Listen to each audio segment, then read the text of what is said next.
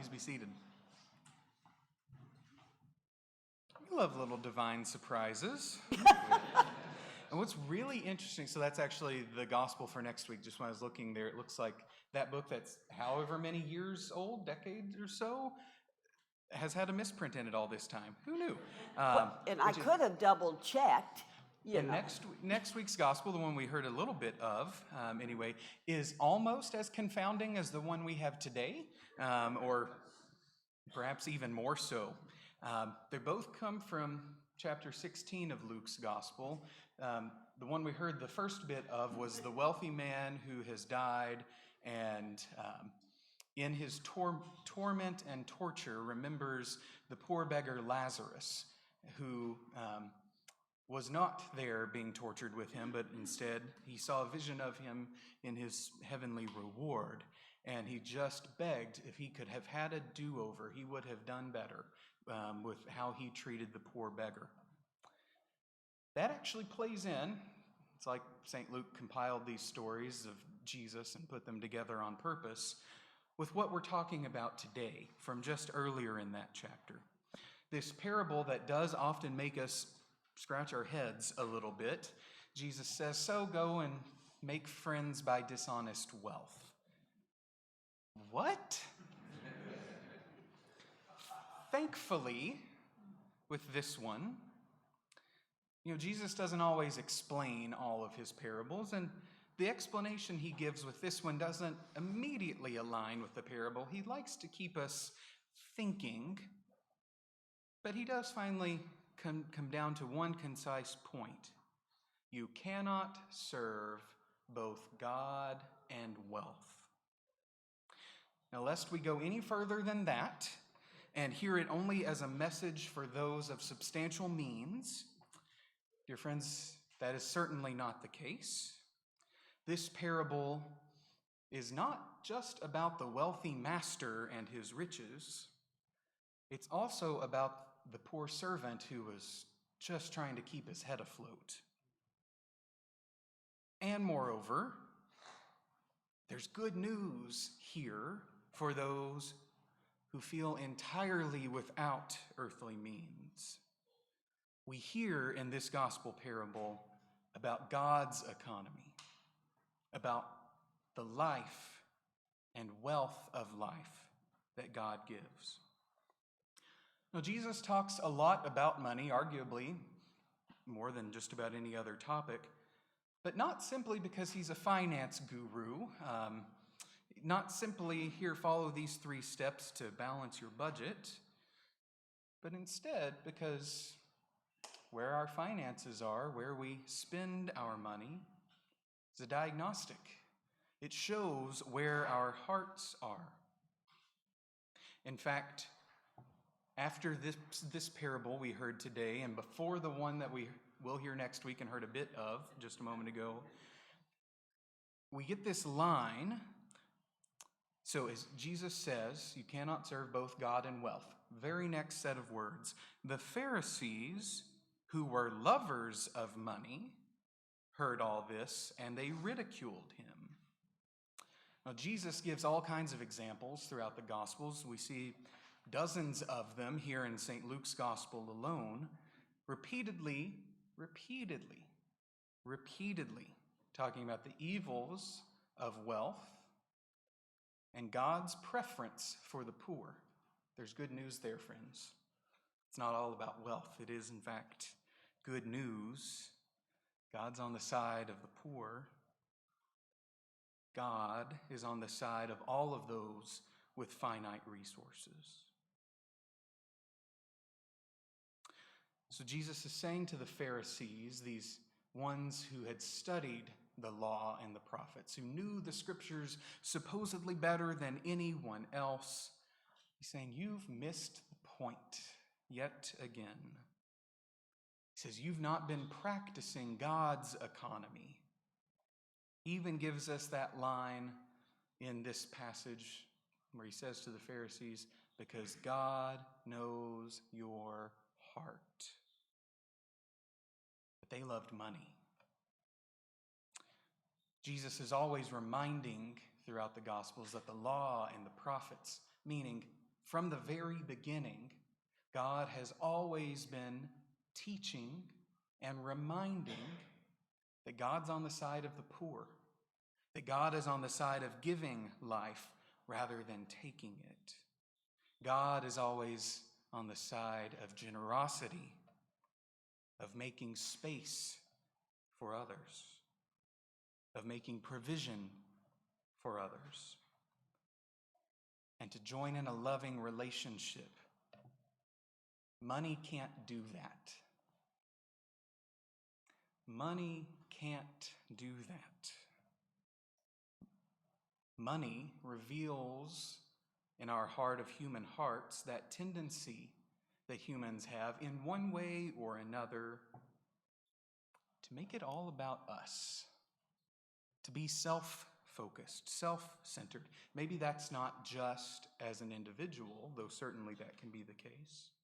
Perhaps it's also then for me and my household, or me and my family, or my country, or my peace in this world.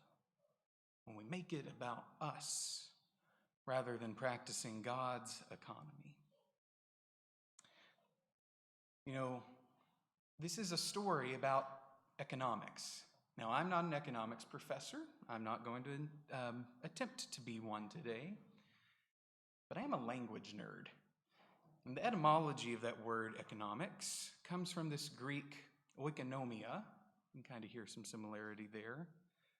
Oikos meaning home, and nomos neme, how that gets conjugated, meaning management or rule or order. The definition there of economics is home management. Home management. And this is a story of economics. It's a story of this manager, this steward, this oikonomos, this one who's doing that home management, that life management. And the early church adopted that phrase, economics, to define what God is doing. We call it the divine economics. What is God? God's creating. God is saving. God is sanctifying. God is redeeming.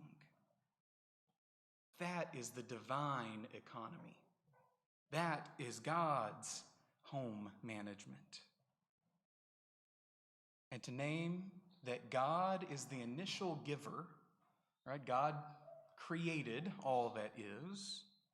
God didn't have to do it. But God's the creator, the one who initially gives and then keeps on giving and continues that relationship.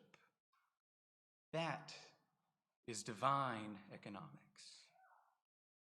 So let's look at this parable of this steward, this manager, this oikonomos, this practical home manager, who's often called unjust, or Jesus says unrighteous.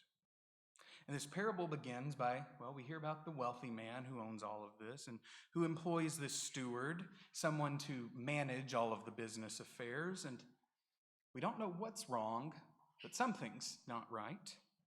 And this steward's been accused of some form of mismanagement. It's actually the same word that's used just a few verses beforehand when Jesus is telling yet another parable, the one of the prodigal son, where he says that son had gone and squandered the wealth. He then immediately tells this parable of this manager, of this steward who squanders this wealth. Now, whatever the details are, this master finds out and goes to fire the guy. Their firing practices were a little different than ours are today. Today, the practice is, as the person's receiving the news of their termination, their email's shut off, they're logged out of the systems. Been there, done that. I know how that feels. This guy, though, thought, well, I've got a little bit of time. I can go change the record a little bit. And so, what does he do? What did we hear in the gospel? Well, first, after this inner monologue saying, what am I going to do? I'm not strong enough to dig, I'm too proud to beg. So he goes to all of his master's debtors, substantial debtors. It's not just like a $5 bill, but 100 jugs of oil, 100 containers of wheat. These ones who have a lot to gain from a renegotiation. And he goes to all of them and says, you owe 100, make it 80. Drop it, make it low. In his mind, if he is good to these debtors immediately, maybe they won't know something's up. And when he gets fired, maybe they will, give him a little kickback. Maybe they will bring him on. Maybe he can make it work if he just can play his cards right. It's dishonest, right? He doesn't have his master's authority and approval to go and be doing this. He's just supposed to be getting the accounts so that he can bring them and let the master know where they stand at the moment. This isn't a story about his virtue, though, as he does so. It's actually, he's further squandering the wealth. Remember, that's what he was being fired for all to begin with? He's just doing it even more now. But in some ways, it works out for him. This rich manager who owns, or the rich man who owns the estate, when he learns about it, he comes back and commends this steward. He said, you sly dog, you did it. You figured this out. And then, to make matters worse, it's not like that wealthy master can go back to those debtors and say, no, you still owe that original amount. Remember, that would be bad for business. Now he was seen as this wonderful new master to have in town. That'd be bad for business. That wouldn't be good because he was serving wealth. He was serving himself. So after we hear this convoluted story, wondering, okay, Jesus, when's it going to come to resolution? What's going on? Jesus says, and whoever is faithful in a very little is faithful also in much. And whoever is dishonest in a very little is dishonest also in much. Meaning it's when we start looking at even just the little practices, we start to see where the heart is. We start to see what the driving motivation is. If we're dishonest in just a little bit, probably dishonest about the whole thing. And then Jesus throws one more wrench into it all. And he's lamenting that the people of God are nowhere near as savvy as these shrewd business dealers who are cunningly finding every way to make one more penny. He says the children of this age are more shrewd in dealing with their own generation than the children of light. Okay, Jesus, so we're not supposed to serve wealth, but also we're not even doing that as well as the ones who are trying to serve wealth. I think Jesus is saying here is that while money does corrupt, it is also inevitable. We have our economic dealings with one another. There's always going to be money passed and spread, goods passed and spread. And rather than doing so thoughtfully, intentionally, or even while trying to be better stewards of it, the people of God have a tendency to say, well, it's money. We're going to not put that as a priority, and then fall right into the snare, to fall right into the trap. Saying that even when good and godly people aren't intentionally just trying to squeeze every penny for the sake of building up their own wealth, they still fall in the trap of making wealth the focus, of making security the focus, of making it the topic of every conversation. While the world's changed in a lot of ways in 2,000 years since Jesus said this, one thing that is the same is that for the vast majority of us, we live in a world where there isn't enough money, where we live in a world of scarcity, where we often can think one misstep or one unforeseen accident could be our total demise. And I'll say some experience this as not having enough set aside for retirement. Some experience this as not having enough to take that vacation. Some experience it as not enough to buy new clothes for children. Or there might not be enough to put food on the table by the end of the month. No matter where we are financially, we can let money become our master and that thing that drives every last decision. Now, to be sure, we are called to be good stewards, take care of our household, to follow God's divine economy. And so we are to concern ourselves with making sure there's provision for those in need, taking care of children or our parents. And I'll say this is one who has known quite well the struggles of piling bills as the bank account has run dry. It's easy in that place to still be serving wealth, even if wealth seems like that God that gets further and further and further and further away.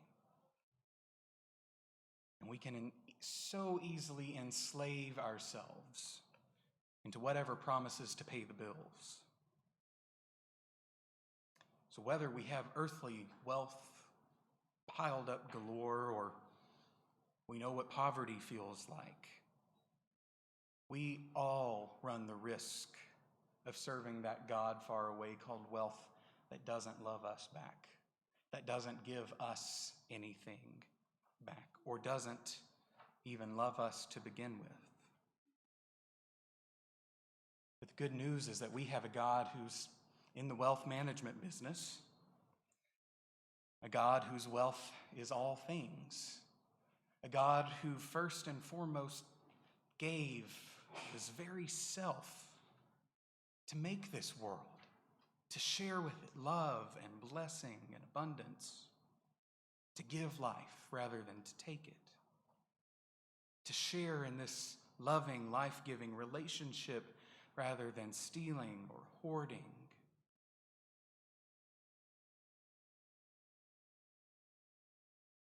And as we're practicing these divine economics, as we, wherever our station in life is, try to be good stewards, faithful managers of God's wealth, whether it seems like a little or a lot,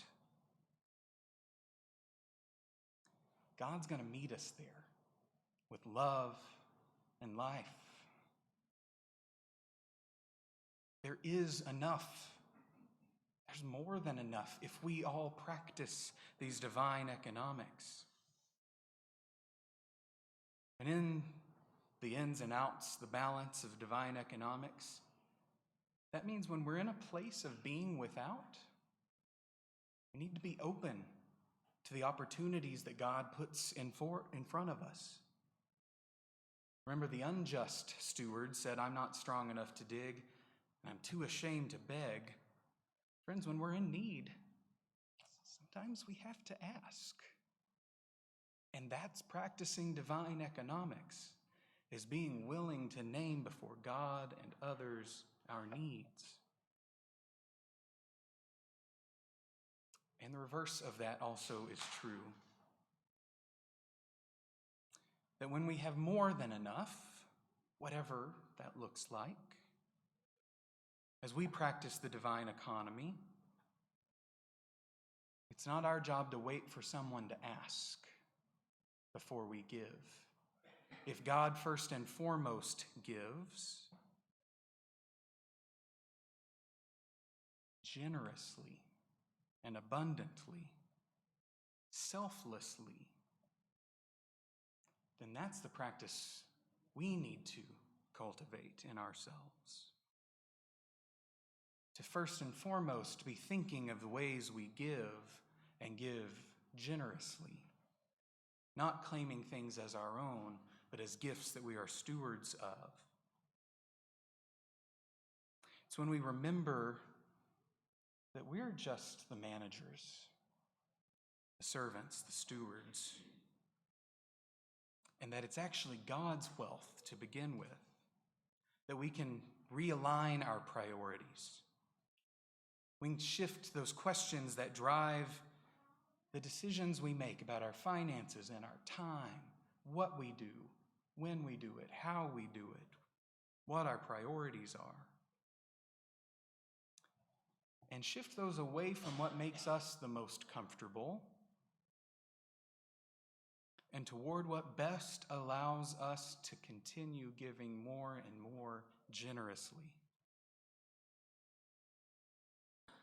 So what's it mean to serve wealth? It's not just financial. Remember, this is not just a practice in budgeting. Practicing God's household management, the divine economy, be stewards of God's bounty is more than just our finances. That is one lens through which to see it. But throughout all of our days, our time, our skills, and yes, our finances, all that has been given to us as a gift from God to steward, let us ask the questions. How can we more and more faithfully receive, yes, the abundance that God has given, and to share that with others rather than hoarding for ourselves? From the very beginning, God's been on the side of the poor, making space for those who feel without, giving generously and sharing love. So may that be our practice too. Amen.